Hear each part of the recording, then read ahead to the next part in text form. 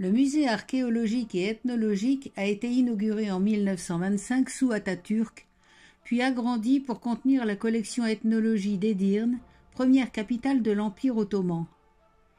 De nombreuses œuvres, récupérées au musée Topkapi d'Istanbul et au musée national d'Ankara, y sont exposées depuis 1971. D'importantes expositions se tiennent dans le jardin du musée. Le dolmen de Hasilar a été découvert en 1983. Il fait partie des nombreux dolmens et menhirs de la région Thrace, à l'est de la Turquie, qui datent de 1400 à 800 avant Jésus-Christ. Ce dolmen est fait de schiste local et comprend 2 pièces, la première pratiquement carrée, la seconde rectangulaire, séparées par des passages en demi-cercle. L'ensemble est entouré d'un anneau de pierre levée. On y a trouvé quelques pièces de vaisselle.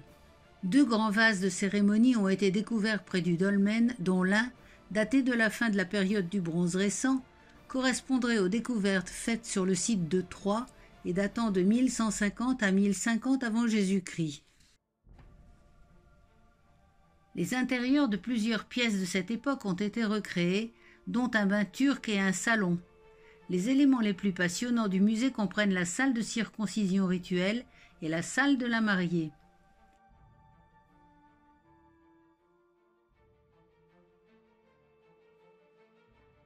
Ces meubles sont des exemples de la technique de décoration connue sous le nom d'Edirne-Kari, qui s'est développée entre le XIVe et le XIXe siècle. Elle consiste à peindre les objets en bois tels que tiroirs, coffres, portes, plafonds et armoires, dans des motifs populaires ou rituels, souvent floraux, tulipes ou jacinthes œillées ou fruits, ou des motifs géométriques et des formes islamiques. La grande porte de la fin du XVIIe siècle placée sur le mur des salles de la circoncision rituelle et de la mariée est l'un des plus beaux exemples de son époque.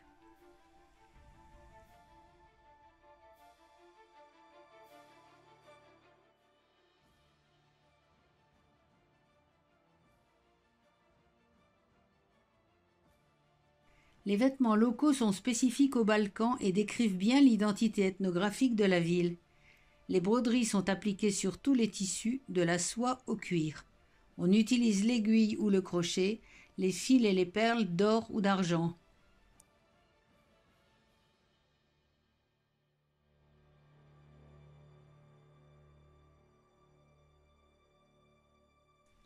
Les premiers exemples de broderies ont été trouvés chez les Turcs d'Asie centrale.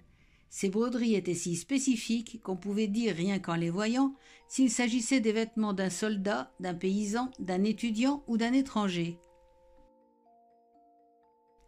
Le brodeur ou la brodeuse représente son monde intérieur et donc enrichit son travail de couleurs ou de motifs tirés de son imagination et qui sont à chaque fois uniques.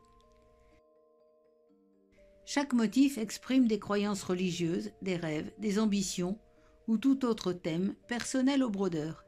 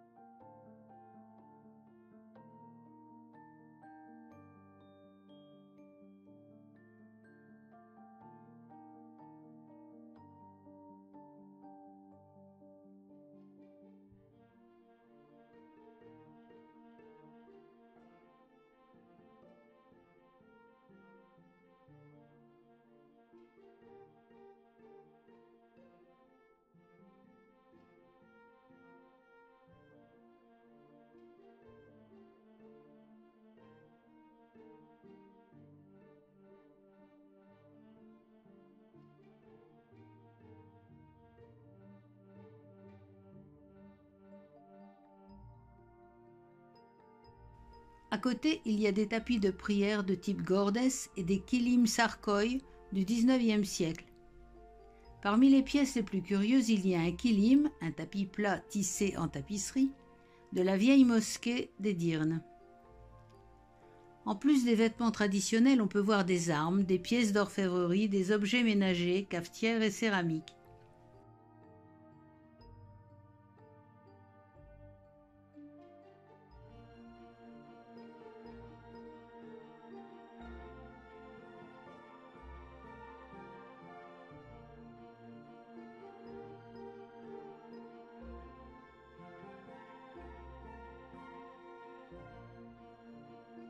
Typiques aussi sont les bijoux d'argent tressés, repoussés, les ceintures martelées, les colliers de tête pour les femmes.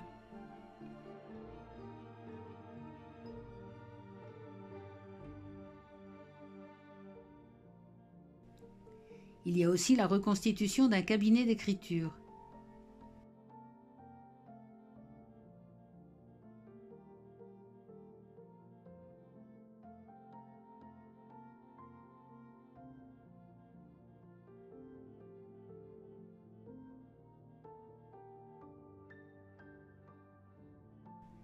La tour, dite de Macédoine, est tout ce qui reste des murs de la vieille ville. Elle doit son nom peut-être au fait qu'elle regarde à peu près dans la bonne direction. Impossible d'y monter. Elle a servi de tour d'horloge jusqu'en 1953, date à laquelle il a fallu abattre la partie supérieure menacée d'effondrement.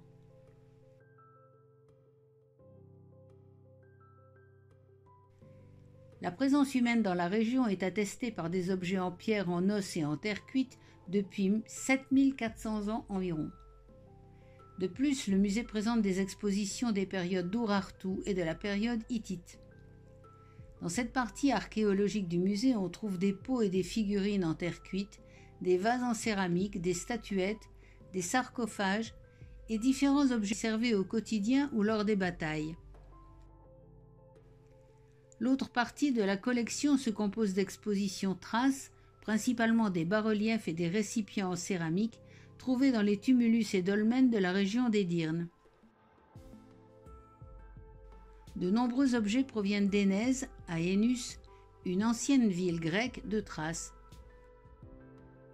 Parmi eux, on peut voir des vases en céramique, des figurines et des statuettes en terre cuite des 6e et 5e siècles avant Jésus-Christ, mais aussi de la période classique, hellénistique, romaine ou byzantine. Une belle statue d'Aphrodite en terre cuite provient de la nécropole d'Énèse. De nombreux sarcophages en terre cuite des périodes classiques ou hellénistiques ont été mis au jour à Ourla. Ils sont en forme de cercueil, peints avec leurs rebords et couvercles ornés de motifs géométriques, ainsi que des scènes de chasse et de combat. 2 sarcophages de ce genre sont exposés au musée. Ils ont été retrouvés lors des fouilles à Énèse. De nombreux objets de l'époque romaine sont exposés dans le musée, des inscriptions, des statues et un intéressant fragment d'autel de Vise.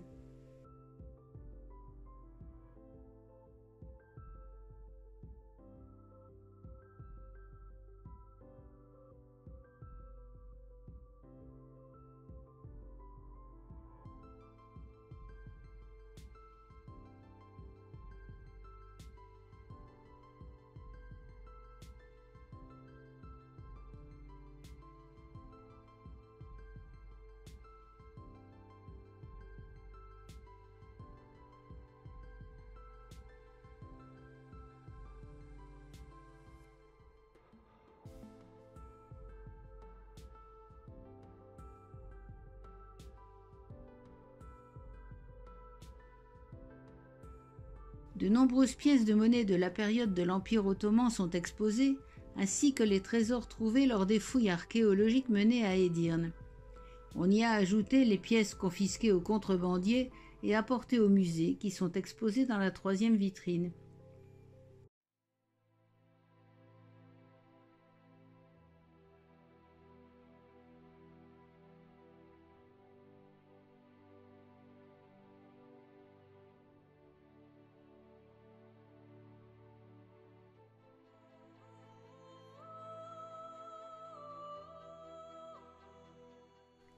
Le Grand Jardin est le lieu d'exposition des stèles tombales de l'Empire ottoman, avec leurs turbans sculptés dans le marbre. On y trouve aussi des sarcophages de la période romaine ou celle des janissaires.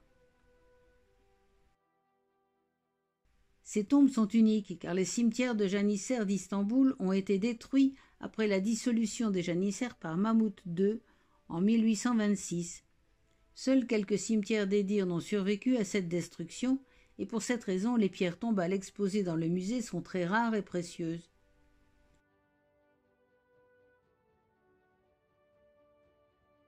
Sur le côté droit du jardin, on trouve un autel en marbre avec Eros du 1er siècle de notre ère.